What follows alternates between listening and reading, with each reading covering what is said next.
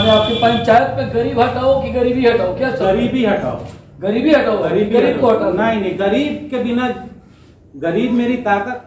जो जरूरतमंद है उसको कभी भी किसी चीज का लाभ नहीं मिला। जी जी। जो बड़े लोग हैं जिससे मुखिया को फायदा है और बड़े लोग को फायदा है, काम उन्हीं का होता है, बिल्कुल गरीब का कोई काम नहीं होता है। तो मेरे लिए गरीब अमीर हिंदू मुसलमान में कोई फर्क नहीं है, मेरे लिए सब इंसान है। जो गरीब मर रहा है उसके लिए कौन सोचेगा, सरकार तो सब दे रही है, उसके लिए तो आप आए ही हैं। तो हम बहुत लेट आए ना। लेकिन जो पहले से है, जो गरीब बेचारे उनकी स्थिति दिन ब दिन और बदतर होती गई, उसको अब हमको सुधारने में टाइम लगेगा। वो सिर्फ फायदा उठाएगा, हम ही जीत जाएं, हम अपना पूरा रोड मैप लेके आए। अगर हमसे कोई गलती होती है, कोई काम टाइम से नहीं होता है, तो मेरा दरवाजा हमेशा खुला है कि आप कभी भी आके आप सवाल कर सकते हैं और मैं उसका जवाब दूंगा और कोशिश करूंगा जितनी जल्दी हो आपका काम हो। लेकिन अभी हम जैसे हैं और मुखिया बनने के बाद भी हम ऐसे ही, हम मेरे में कोई बदलाव नहीं आएगा, कोई चेंजेस नहीं होगा, कोई चेंजेस नहीं होगा। इसलिए हम बता रहे हैं कि हम लखनऊ में रहते हैं, हमको वहाँ किसी चीज़ की कमी नहीं है, ठीक है। लेकिन हम गांव आते हैं महीने डेढ़ महीने में, तो जो जितने गरीब हैं, ये मेरी बात नहीं है, आप किसी से पूछ लीजिएगा, गरीब के साथ हम ज़्यादा रहते हैं। कहीं जाएंगे, जहाँ जाएंगे उनको लेके जाएंगे, जो खाएंगे वो खिलाते हैं, अपने बगल में सुलाते हैं। तो मेरे अंदर कोई चेंजेस नहीं है।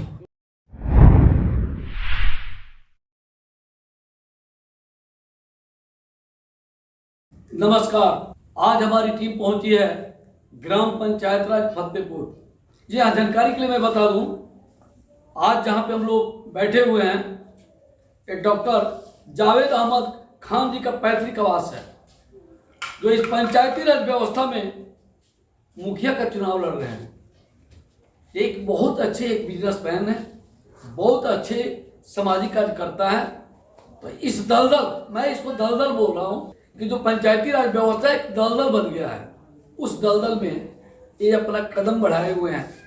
हमें ये समझ में नहीं आया कि दलदल को और दलादल करेंगे और कि दलदल को समाप्त करके पंचायती राज व्यवस्था का सुदृढ़ व्यवस्था बना के चौमुखी विकास करेंगे। मैं ग्राम पंचायत राज फतेहपुर के लिए सबसे बड़ा मैं खुलासा लास्ट में इंटरव्यू के बाद मैं करूंगा कि यहाँ का वर्तमान विकास कैसा है। लेकिन डॉक्टर जावेद अहमद खान जी से मैं रूबरू हूं और जानूं कि कौन सा एजेंडा लेके ग्राम पंचायत राज फतेहपुर की जनता के पास ये उपस्थित हो रहे हैं। सबसे पहले मेरे चैनल से जुड़ने के लिए बहुत बहुत धन्यवाद मुखिया जी।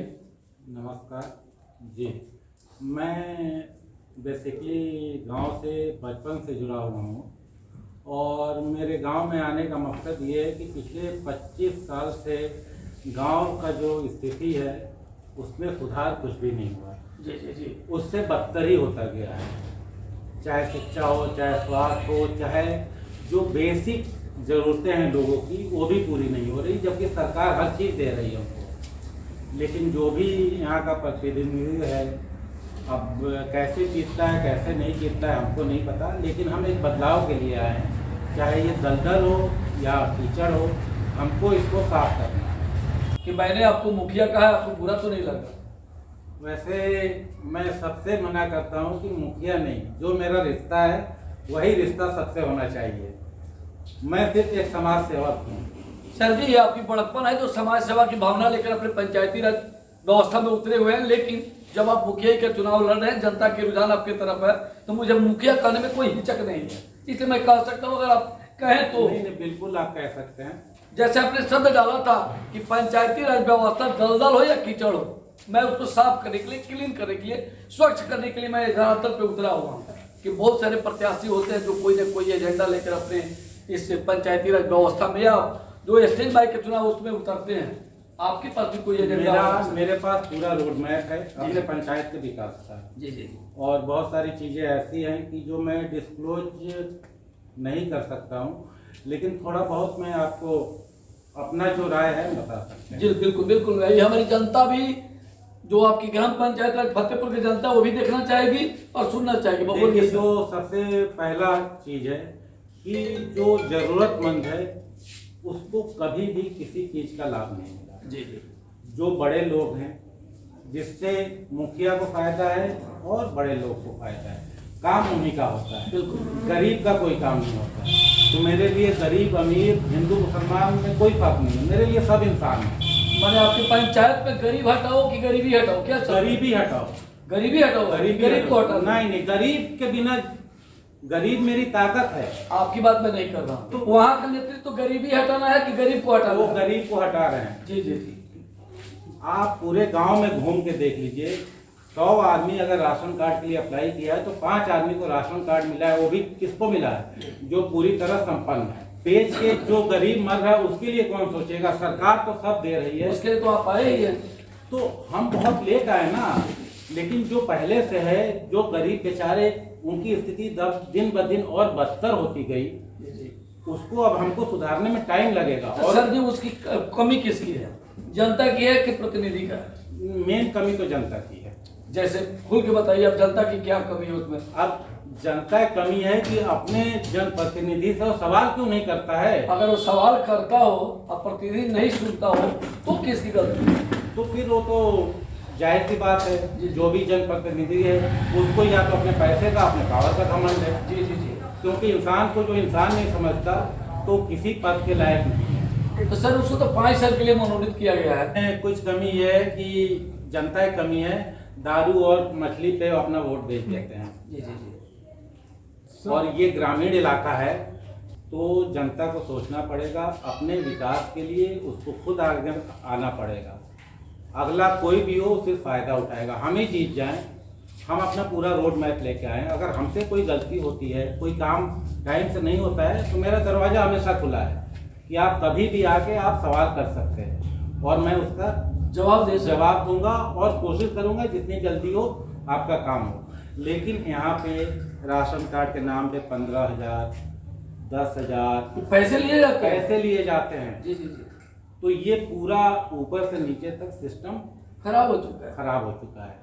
तो इसको बदलना हम ही जमीन से जब स्टार्ट करेंगे तब आसमान तक जाएंगे। कि आपने कहा है अभी कि जनता की गलती है कि चूंकि दारू, मुर्गा, पैसा तीनों लेती है।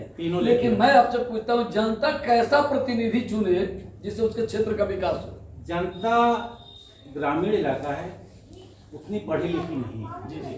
उसको जब बात करके समझाया जाएगा कि 500 रुपए के लिए तुम अपना 1 लाख का नुकसान कर रहे मत हो, करो। ये 1 लाख तुम्हारा है, 500 हमने दे के बाकी पैसा हम अपने पास रख लें, तो इसमें नुकसान किसका है? तुम्हारा है, जनता का है। तो लोग यही कर रहे हैं। बिल्कुल मेरा खुल के विचार ये है कि जनता को बिल्कुल सामने आना पड़ेगा अपने हक के लिए, नहीं तो स्थिति और खराब होती रहेगी। मैं इसीलिए ये मुखिया या पंचायती चुनाव में आए, हम नहीं आए, मेरे गांव के लोगों ने और पंचायत के लोगों ने, वही पंचायत के लोगों ने गांव देखिए। पहले हम अपना घर देखेंगे। अगर मेरा घर मजबूत नहीं होगा तो बाहर हम कैसे निकलेंगे? तो क्या मुखिया बन जाएंगे तो सबसे पहले अपने घर का विकास करेंगे? नहीं, यहाँ घर और दूसरा गांव बराबर है। जी जी जी। लेकिन हम स्टार्ट बाहर से, जो गरीब, जो बिल्कुल मतलब बुरे हाल में है, वहाँ से स्टार्ट करेंगे। मतलब उनके बदहाली स्थिति को देखते हुए आप उस पर सुधार करने का प्रयास? बिल्कुल। और 100% अगर मेरा आपसे आज ये वादा है कि अगर मैं मुखिया बनता हूँ तो 5 साल में इस पंचायत का नाम इस जिले में 1 नंबर पे आएगा। कि आपने अभी बताया कि जनता 500 रुपये या दारू या मुर्गा कुछ लेके बदल जाती है, लेकिन मैं अब आपके बारे में बात करना चाहता हूँ कि जो जनता आपको विश्वास करके अपना मत दे रही है, तो वह मुखिया का कैसा हाव भाव होना चाहिए, कैसे उसकी व्यवस्था होना चाहिए, कैसे उसके अंदर सुधार होना चाहिए? अभी हम जैसे हैं और मुखिया बनने के बाद भी हम ऐसे ही, हम मेरे में कोई बदलाव नहीं आएगा, कोई चेंजेस नहीं होगा।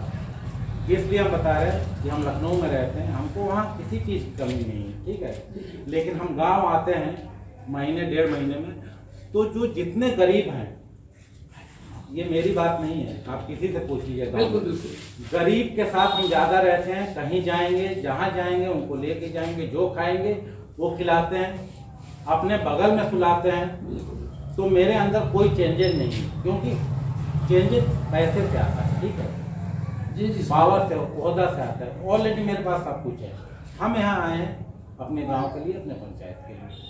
तो अगर हम बदल गए तो फिर यानी जाति का नहीं, जमात का नेतृत्व करना चाहते हैं? बिल्कुल, एक पूरे पंचायत का, किसी जाति का नहीं, ना हिंदू ना मुस्लिम, एक सब एक इंसान, हमने कहा ना कि सिर्फ इंसान का हम सेवा करना चाहते हैं, ना हिंदू ना मुसलमान, इंसान होना चाहिए, चाहे वो किसी कास्ट का हो।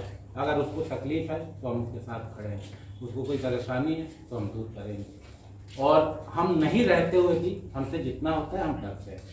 लेकिन गांव के लोगों ने जब कहा कि नहीं आप आओ, जब हम वहाँ रह के 5 लोग का मतलब करते हैं तो यहाँ रह के हम 10 लोग का करेंगे। बिल्कुल बिल्कुल बिल्कुल। तो इसलिए हम आए और मेरा यहाँ स्वास्थ्य शिक्षा सबके मेरा रोड मैप है।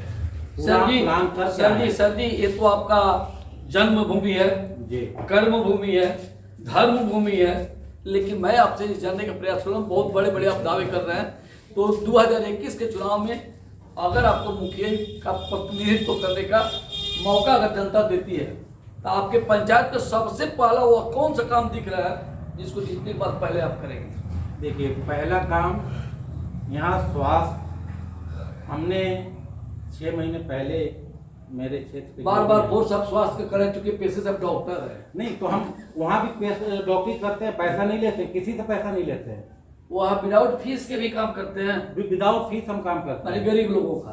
गरीब लोग मोस्टली हम वहाँ सोशल वर्कर का ही मतलब काम करते हैं। धन्यवाद इसके लिए सर जी, धन्यवाद, बहुत बहुत धन्यवाद हमारे। और ये मेरी बात नहीं है, आप गांव में बहुत लोगों से पूछ लीजिएगा, यहाँ के भी बहुत लोग हैं जो बिना पैसे के बड़े से बड़ी बीमारी का इलाज कराते हैं और ठीक है, सालों से ठीक है। तो पैसे का हमको कोई लागत नहीं है। तो कौन सा काम करेंगे सर? मेरे प्रश्न का उत्तर देखिए हम बता रहे हैं ना, एक काम जो सबसे बड़ा है कि इस टाइम बाकी ये सब रोड और ये सब तो होता रहेगा बिल्कुल, लेकिन जो आगे बढ़ने का वो है शिक्षा और स्वास्थ्य। अभी आप गांव में देख लीजिए, 10th करने के बाद कोई कास्ट हो, हिंदू हो मुसलमान हो, कोई लड़कियां घर से बाहर नहीं जाती है पढ़ने के लिए, क्योंकि हम लोग का समाज बहुत ही गंदा हो गया। तो जो लड़कियां पढ़ने वाली हैं वो 10 के बाद घर में ही बैठी रह जाती हैं। उसके बारे में क्या पहल करना चाहिए? हम, मेरे पास प्लान है, हम सब आपको अगर जीतने के बाद साल भर के अंदर सब कुछ आपको दिखने लगेगा, दिखेगा, बिल्कुल दिखेगा। और मेरा वादा है, स्वास्थ्य में दिखेगा आपको, शिक्षा में दिखेगा, बुजुर्ग जो, ये मेरा पहले का एक प्लान था। हम मुखिया चुनाव नहीं लड़े तब भी हमने गांव के लोगों से कहा था कि मैं गांव में एक ऐसा, जैसे वृद्धा आश्रम है, ठीक है, तो हम वृद्धा आश्रम नहीं कह रहे, हम, मेरा ये प्लान था कि एक ऐसा हाउस बनाएंगे जिसमें 2 टाइम का खाना बनवाएंगे, कोई हो वो आए, खाए और जाए। बेचारे बहुत लोग हैं जिनको 2 टाइम का खाना नहीं मिलता है, या है भी तो जो बुजुर्ग हैं, आजकल के बच्चे ऐसे हैं कि अपने माँ बाप का ख्याल नहीं रखते। इन 2021 चुनाव को लेकर ग्राम पंचायत राज फतेहपुर की जनता भी देख रही है, उसे क्या संदेश देना चाहेंगे सर? संदेश क्या देना है? संदेश ये देना है कि आप अपने विकास के लिए खुद आगे आइए, मेरे साथ खड़े रहिए, और हम नहीं कह रहे पीछे रहिए, मेरे साथ कंधे से कंधे मिला के हमेशा हम रहेंगे। ये नहीं कि हम मुखिया हैं तो हम आगे, आप जो दिक्कत है आप मेरे साथ आके बताइए, हम साथ में मिल के उसका। तो लगता है आपको जिन सारी बातों को जनता ने जानकर या नहीं जानकर, आपके छवि को देखकर इस बार आपको सपोर्ट करेगी? देखिए अब वो तो जनता का वो है, हम तो मेहनत फिर भी आपकी उम्मीद क्या है जनता से? अभी तो बहुत अच्छा रिस्पांस मिल रहा है लोगों का, लेकिन उम्मीद है, क्योंकि हम ईमानदारी और लोगों के भरोसे पे खरे उतरने के लिए यहाँ आए हैं। जो काम नहीं हुआ है पिछले 15 साल 20 साल में, उसको हम पूरा करेंगे। यानी 20 साल बनाम 5 साल जी, मैंने 5 साल हमको चाहिए। 5 साल में अगर पंचायत अलग ना दिखे, फिर 5 साल हमको चाहिए। और फिर दोबारा अगर आपको लगता है कि नहीं इन्होंने अपना वादा पूरा नहीं किया, तो फिर किसी के सामने हम वोट मांगने नहीं जाएंगे। चलिए जी, हमारे चैनल से जुड़ने के लिए और अपना बहुमूल्य समय देने के लिए बहुत बहुत धन्यवाद। Thank you.